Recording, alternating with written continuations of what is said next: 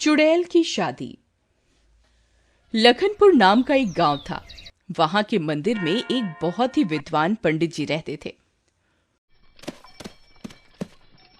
दूर दूर से उनके पास लोग आते थे और अपनी जन्म कुंडली दिखाते थे। वह अपनी समस्याओं का समाधान भी पाते थे। एक औरत पंडित जी के पास आती है।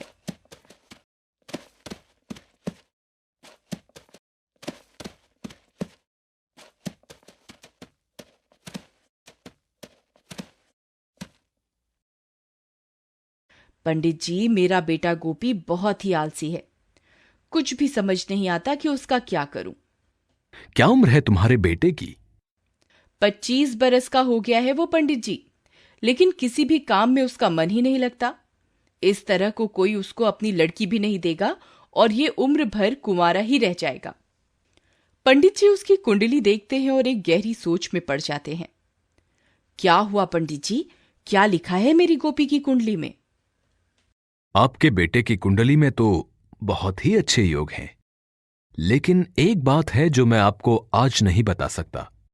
इसके लिए मुझे एक बार इसका गहन अध्ययन करना होगा। ऐसा क्या है गोपी की कुंडली में? पंडित जी, कुछ परेशानी की बात तो नहीं है? आप अभी अपने बेटे की कुंडली यहीं पर छोड़ जाइए और कल इसी वक्त आ जाइएगा। ठीक है पंडित जी, जैसा आप उचित समझे। वह औरत वहां से चली जाती है। पंडित जी अपने घर पर बड़ी ही व्याकुलता से इधर से उधर व उधर से इधर घूम रहे थे। ये सब देखकर उनकी पत्नी ने कहा, क्या बात है, आप इतने परेशान क्यों लग रहे हैं? बात ही कुछ ऐसी है शांति। आज मंदिर में एक औरत अपने बेटे की जन्म कुंडली लेकर आई थी। उसकी कुंडली में बहुत ही अच्छे योग हैं, जिससे वो लड़का बहुत ही नाम कमाएगा। तो इसमें इतनी चिंता की क्या विषय है?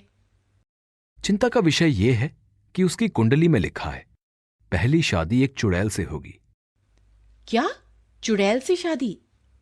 हां शांति, बस मैं यही नहीं समझ पा रहा हूं कि ऐसा कैसे हो सकता है। और यदि ऐसा होना लिखा है तो जरूर इसकी भी कोई खास वजह अवश्य ही होगी। ये वजह तो ईश्वर ही जानता होगा। हां शांति, इसको ईश्वर के ऊपर ही छोड़ना होगा। रात भी बहुत हो चुकी थी। पंडित जी भी सो जाते हैं।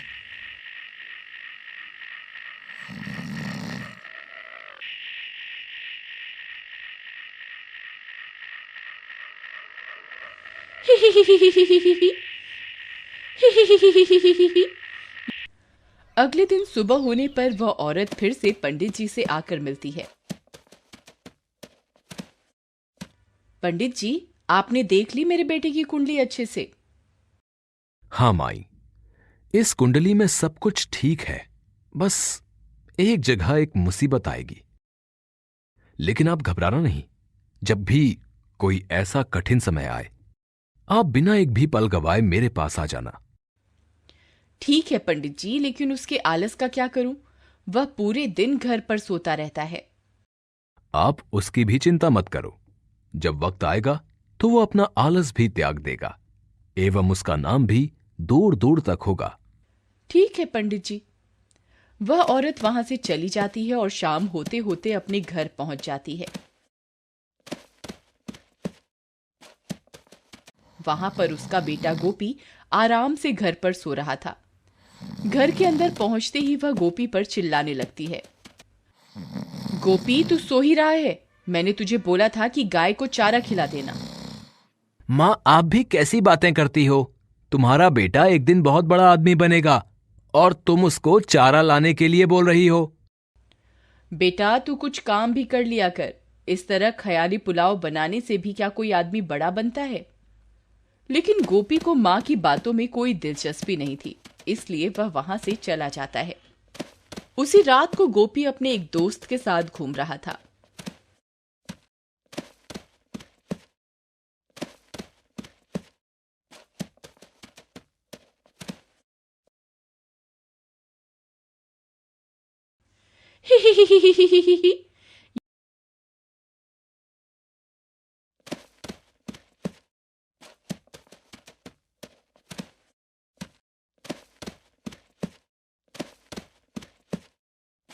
किसना, आज तो माँ ने मुझे बहुत खरी खोटी सुनाई। गोपी तो कोई काम क्यों नहीं कर लेता, इससे माँ को भी कोई सहारा मिलेगा। दोनों दोस्त वहीं एक खेत के पास बैठ जाते हैं। थोड़ी देर बाद गोपी वहीं पर लेट जाता है। किसना, मैं थोड़ा सुस्ता लेता हूं। तभी गोपी के सर पर कोई हाथ फिरा रहा था। क्या करता है किसना, मेरे सर पर हाथ मत रख। मैं क्यों रखूंगा तेरे सर पर हाथ। गोपी आंखें खोलता है। उसके सामने एक चुड़ैल होती है। वह चीखता है, बचाओ बचाओ। तभी किसना भी चुड़ैल को देखता है और भागना शुरू कर देता है। चुड़ैल उड़ती हुई जाती है और उन दोनों को उठाकर हवा में उड़ने लगती है। ये बोलो, तुम दोनों में से कौन करेगा मुझसे शादी? किसना तो चुड़ैल को देखकर ही बेहोश हो जाता है। ये तो बेहोश हो गया, इतनी डरपोक से तो मैं शादी नहीं कर सकती। लेकिन तुम बेहोश नहीं हुए, इसका मतलब तुम बहादुर हो। चलो, हम दोनों शादी करते हैं। नहीं चुड़ैल रानी, आप इतनी सुंदर हो, मैं आपसे कैसे शादी कर सकता हूं? आपके लिए तो कोई होनहार और विद्वान व्यक्ति होना चाहिए। तो वो विद्वान मुझे कहां से मिलेगा? इस काम में मैं आपकी मदद कर सकता हूं, अगर आप मुझे गर्दन से छोड़ दें तो। ठीक है, ये लो। चुड़ैल ने गोपी को छोड़ा तो वह सीधा नीचे जा गिरता है। हाय, मर गया। अरे चुड़ैल रानी, इतनी ऊंचाई से गिराने को तो नहीं बोला था मैंने। तुमने कहा छोड़ दो, तो मैंने छोड़ दिया। अब जल्दी से मुझे बताओ कि तुम मेरी मदद कैसे कर सकते हो? तो ध्यान से सुनो, आज मेरी माँ लखनपुर गई थी। वहां पर एक बहुत ही विद्वान पंडित जी रहते हैं, उनके पास सब समस्याओं का हल होता है। तुम्हारे लिए भी वही कोई उचित वर बता सकते हैं। ठीक है, मैं वहां जाती हूं। इतना बोलकर चुड़ैल वहां से उड़ जाती है, लखनपुर जाने के लिए।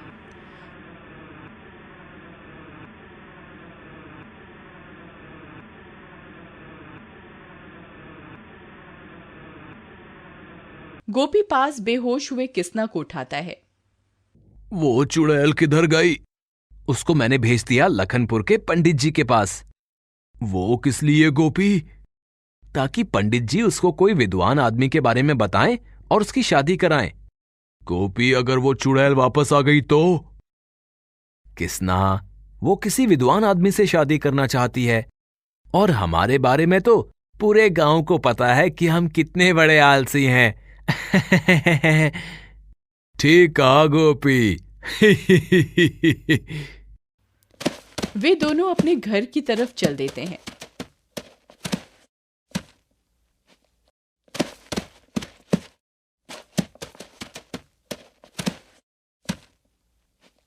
तभी उन्हें दूर से चुड़ैल आती हुई दिखाई देती है। गोपी, वो देखो, ये तो वही चुड़ैल आ रही है। किसना, ये जरूर मुझे धन्यवाद बोलने आई होगी। चुड़ैल वहां आकर गोपी को उठा लेती है और उसको बोलती है, गोपी, तुम ही हो मेरे दूल्हे। क्या? ये क्या बोल रही हो तुम? हाँ, सही बोल रही हूँ, तुमसे ही मेरी शादी होगी। उस पंडित ने मुझे बताया है कि गोपी ही वो विद्वान व्यक्ति है जिससे मेरी शादी होगी। नहीं, ऐसा नहीं हो सकता। तुम सारी तैयारी कर लो, कल ही हमारी शादी होगी और वही पंडित जी कराएंगे हमारी शादी। अब मैं जा रही हूँ, मुझे भी तो तैयारी करनी है। अब मैं कल आऊंगी। इतना बोलकर चुड़ैल वहां से उड़ जाती है।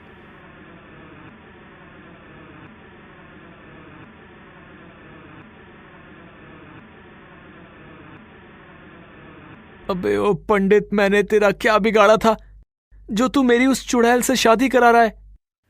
दोस्तों, अगले भाग में आपको ले चलेंगे गोपी की शादी में, वो भी चुड़ैल रानी के साथ।